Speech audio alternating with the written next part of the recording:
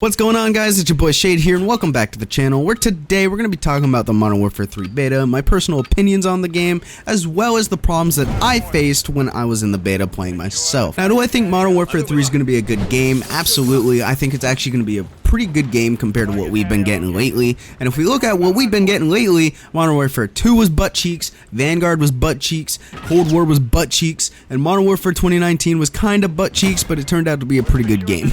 So the bar was already extremely low, and I don't think this game sets that bar low. I think it's actually a pretty solid game, but it does have some problems that I want to get into right now.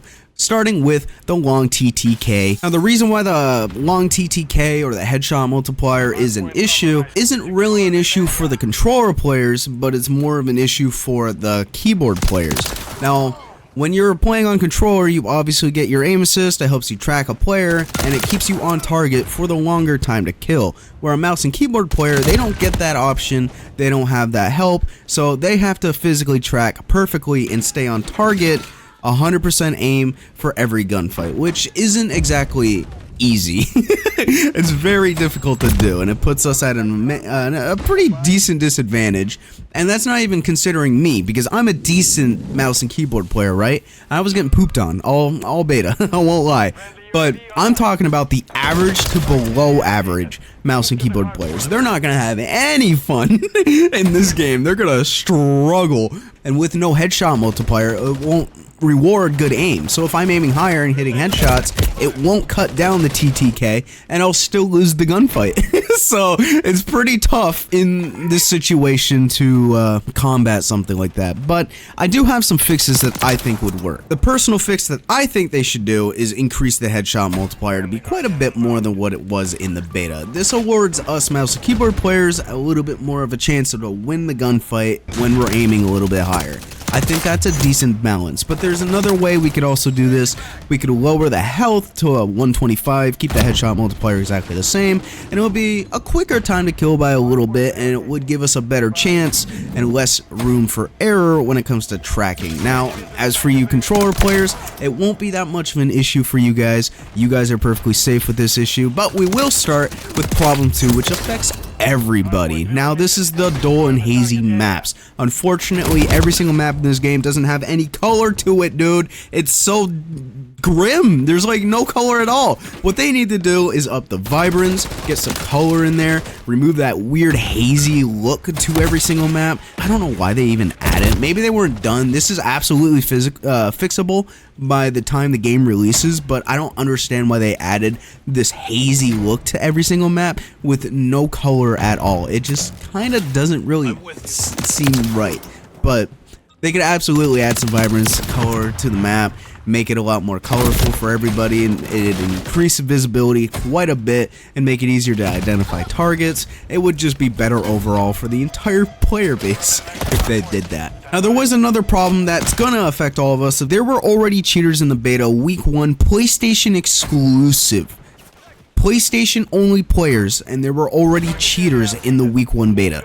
Week 2 came around where everybody's allowed to play, and there were a bunch of cheater clips that I've been seeing all over Twitter of people just cheating and doing this movement thing, and it looks goofy and it's kind of funny, I'm not gonna lie, but there's a lot of cheaters and they have to start fixing their anti-cheat. Like, it is actually a joke.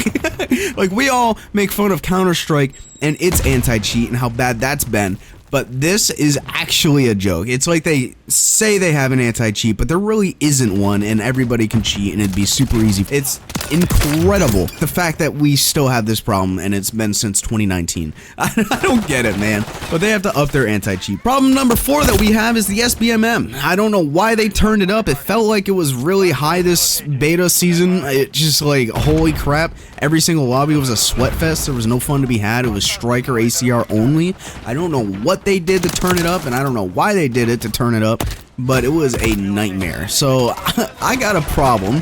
There shouldn't be SPMM. That's actually kind of bogus that we have that, and I cannot believe I just used the word bogus, but I did. So unfortunate for me. You're gonna have to just sit here and accept that.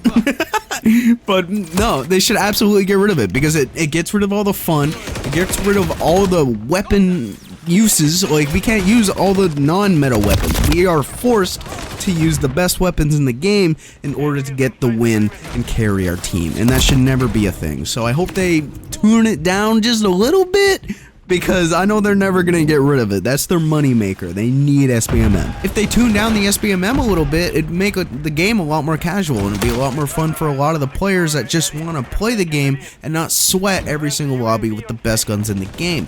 Now, you can keep your SPMM, but just keep it in ranked mode where it's supposed to be, where you get your rank, you get to see the numbers, and you get to know how good you are. But in regular public match, you don't get any of that. So I don't know why they have SPMM so high when it doesn't actually benefit anybody. You're not going for anything. You're just playing the game at that point at a sweaty level for nothing.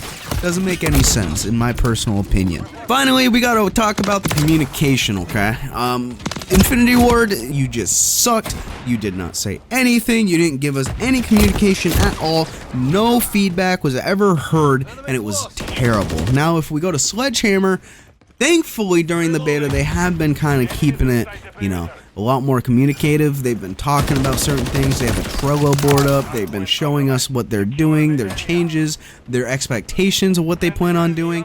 It's actually pretty cool, and so far, they do have decent communication. I hope they keep that, because it is very easy for a company to do that for a beta, make themselves look good, and then stop communicating altogether once the game releases. But we do very much appreciate the communication, since Infinity Ward had zero communication. They sucked. Infinity Ward did not listen to feedback. They didn't, you know, tell us what's going on. They didn't give us any opinions. They just straight up called us stupid and then never talked to us again once we argued for dead silence being a perk, which, thank God, it's a perk in this game, dude. I can finally move around and not be sound hoarded by little Timmy sitting in a corner. But I digress. Those are the problems that I found with Modern Warfare 3, and I think they're all pretty much fixable. I don't think there's a single problem on my list that isn't fixable. Maybe the anti-cheat, because they don't know how to code one, clearly. But I think it actually is a bright future ahead for Modern Warfare 3. And that's pretty much all I have to say. I don't have anything else. So anyways, if you guys agree with me in this video, let me know down in the comment section below. If you have any opinions on it, just also tell me down in the comment section. And if you like it, dislike it if you dislike it, and I am out. Fuck. That's Mudahar's outro. Shit. And as always, we'll see you in the next one. Much love.